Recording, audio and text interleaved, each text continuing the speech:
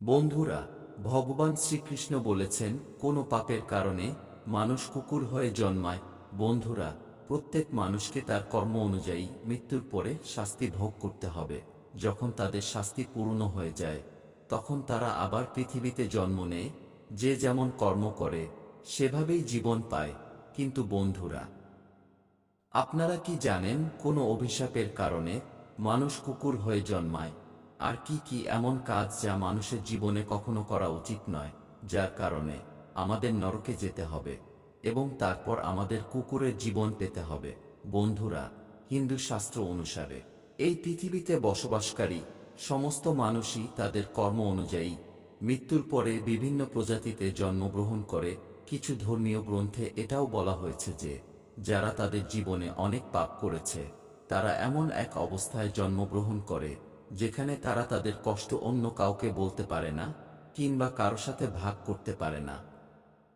বন্ধুরা, আজ আমরা আপনাদের বলবো সেই কাজগুলো কি যা একজন মানুষের জীবনে কখনোই করা উচিত নয়। তা না হলে কুকুরের জীবন নিশ্চিত। আপনাদের সকলকে অনুরোধ করছি, এই গল্পটি শোনার আগে কমেন্ট বক্সে জয় শ্রীকৃষ্ণ লিখে ভিডিওটি লাইক করুন এবং চ্যানেলটি সাবস্ক্রাইব করুন, যাতে আপনারা সবাই কল্পনা কুটির ফ্যামিলির সাথে যুক্ত থাকেন। বন্ধুরা, একসময় ভগবান শ্রীকৃষ্ণের প্রিয় রাধারানী তার বন্ধুদের সাথে তার নগর ঘুরতে বেরিয়েছিলেন। তারা গ্রাম জুড়ে এখানে ওখানে ঘুরতে থাকে। তখন তারা দেখতে পায় একটি অসহায় কুকুর খাবারের সন্ধানে একটি বাড়ির কাছে দাঁড়িয়ে আছে। ঠিক তখনই সেই বাড়ি থেকে এক যুবক লাঠি নিয়ে বেরিয়ে আসে এবং কুকুরটিকে তাড়া করে। এইসব দেখে রাধারানী নিজেকে সামলে রাখতে পারলেন না। তিনি তার বন্ধুদের বললেন, বন্ধুরা, তোমরা সবাই নিজ নিজ বাড়িতে যাও। এখন এখান থেকে আমি আমার প্রভু শ্রীকৃষ্ণের কাছে যাব এবং তাকে কিছু প্রশ্ন করব। তারপর সেখান থেকে রাধারানী ভগবান শ্রীকৃষ্ণের সাথে দেখা করতে রওনা হল। এদিকে ভগবান শ্রীকৃষ্ণ তার রাজপ্রাসাদে সোনার তৈরি সিংহাসনে বসেছিলেন। তখন তার প্রিয় রাধারানী রাজভবনে যান এবং ভগবান শ্রীকৃষ্ণকে জিজ্ঞেস করেন, হে প্রভু, আজ যখন আমি আমার গ্রামে বেড়াতে যাচ্ছিলাম তখন আমি দেখলাম যে একটি কুকুর তার দুর্বিষহ জীবন যাপন করছে। যেই সে লোকেদের ঘরের দরজায় গেল, একজন তাকে লাঠি দিয়ে মারতে থাকে। খাবারের জন্য তাকে এদিকে ওদিকে ঘুরে বেড়াতে হচ্ছে। সে কোথাও পেট ভরে খাবার পেল না। তাই প্রভু, এটা দেখে আমার মনে একটা প্রশ্ন জাগে এবং আমি চাই আপনি আমার প্রশ্নের উত্তর দিন। বন্ধুরা, তখন ভগবান শ্রীকৃষ্ণ বলেন, হে প্রিয় রাধারানী, আপনার মনে যে প্রশ্নই থাক আমাকে বিনা দ্বিধায় বলুন, আমি অবশ্যই আপনার প্রশ্নের উত্তর দেব। তখন রাধারানী বলেন, হে প্রভু, আমার প্রশ্ন হল, কোনো পাপের কারণে মানুষ কুকুরের জন্ম পায়? তারপর ভগবান শ্রীকৃষ্ণ বলেন, হে প্রিয় রাধারানী, আজ আপনাকে এমন একটি গল্প বলবো যা শুনলে আপনি অবশ্যই আপনার প্রশ্নের উত্তর পেয়ে যাবেন। সেই জন্য প্রিয়, এই গল্পটি মন দিয়ে শুনুন। তখন রাধারানী বলেন, হে ভগবান, আমাকে গল্পটি বলুন, আমি এই গল্প মন দিয়ে শুনব। তখন ভগবান কৃষ্ণ গল্প বলতে শুরু করলেন। একসময় ভগবান শ্রীরাম যখন তার রাজসভায় বসেছিলেন তখন তিনি একটি কুকুরের কান্নার শব্দ শুনতে পেল। তখন বৈঠকে উপস্থিত দারোয়ান কুকুরটিকে সেখান থেকে তাড়িয়ে দেন। পরের দিন আবার একই কুকুর এক জায়গায় এসে কাঁদতে শুরু করে। এবারও দারোয়ান সেই কুকুরটিকে মেরে তাড়িয়ে দেন। বৈঠকের তৃতীয় দিনে যখন সেই কুকুরটি একই স্থানে এসে আবার কাঁদতে শুরু করে, তখন ভগবানের রামের মনে একটি প্রশ্ন জাগতে শুরু করে, এই কুকুরটি প্রতিদিন আমার রাজপ্রাসাদের বাইরে কাঁদে কেন? তখন ভগবান রাম কুকুরের কান্নার কারণ জানতে চাইলেন এবং দারোয়ানকে বললেন কুকুরটিকে এখানে ডেকে আনতে।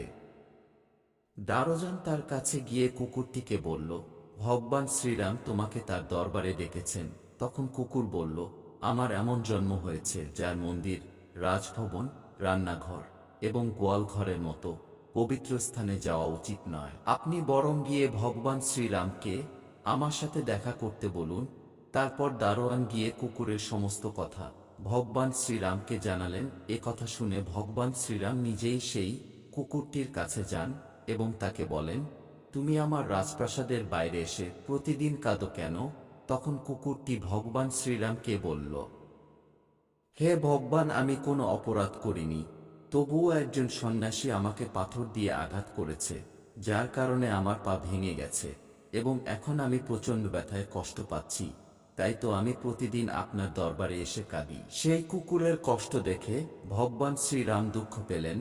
তখন ভগবান শ্রীরাম তার দারোয়ানকে ডেকে বললেন, আপনি এখনই যান, সেই সন্ন্যাসী যেখানেই আছে তাকে খুঁজে বের করুন, যত তাড়াতাড়ি সম্ভব তাকে আমার দরবারে নিয়ে আসুন। ভগবান শ্রীরামের অনুমতি পাওয়ার সাথে সাথে তার দুইজন সৈন্য সন্ন্যাসীর বাড়িতে গিয়ে সন্ন্যাসীকে সাথে নিয়ে ভগবান শ্রীরামের দরবারে আসেন। তখন ভগবান শ্রীরাম সন্ন্যাসীকে জিজ্ঞাসা করলেন, এটা কি সত্য যে আপনি এই কুকুরটিকে পাথর ছুঁড়েছিলেন, যার ফলে এর পা ভেঙে গেছে আর এখন সে ঠিক মতো হাঁটতে পারছে না? সে কি অপরাধ করেছে যার কারণে আপনি এই অসহায় কুকুরের পা ভেঙেছেন? তখন সন্ন্যাসী বলেন, হে ভগবান, আমি রাস্তা দিয়ে ভিক্ষা চাইতে যাচ্ছিলাম, তখন এই কুকুরটি আমার ভিক্ষার ঝুলি স্পর্শ করেছিল, এতে আমি রেগে যাই এবং একটি পাথর তুলে জোরে আঘাত করি, যার কারণে তার পা ভেঙে যায়। সন্ন্যাসীর কাছ থেকে এই কথা শুনে শ্রীরাম বলেন, আপনি কি জানেন, তারা অজ্ঞান প্রাণী, পেট ভরার জন্য তারা এসব করে, তাদের এতটা বুদ্ধি নেই যে এই কাজটি করা উচিত না। আর যদি কুকুরটি আপনার ভিক্ষার ঝুলি ছুঁজেও দেয়, তাতে তার কোনো অপরাধ নেই, এটি তাদের স্বাভাবিক প্রবণতা। আপনি এত ছোট কাজের জন্য এই কুকুরকে এত বড় শাস্তি দিতে পারেন না। আপনি সন্ন্যাসী হয়ে কুকুরের পা ভেঙে অপরাধ করেছেন, তাই আপনি অপরাধী। এরপর ভগবান শ্রীরাম সেই কুকুরটিকে বলেন, এই সন্ন্যাসী তোমার অপরাধী, তুমি তাকে যা খুশি শাস্তি দিতে পারো। ভগবান শ্রীরামের এই কথা শুনে কুকুরটি বলল, হে ভগবান, এই সন্ন্যাসীকে কোনো না কোনো প্রাসাদের রাজা করে দেওয়া হোক।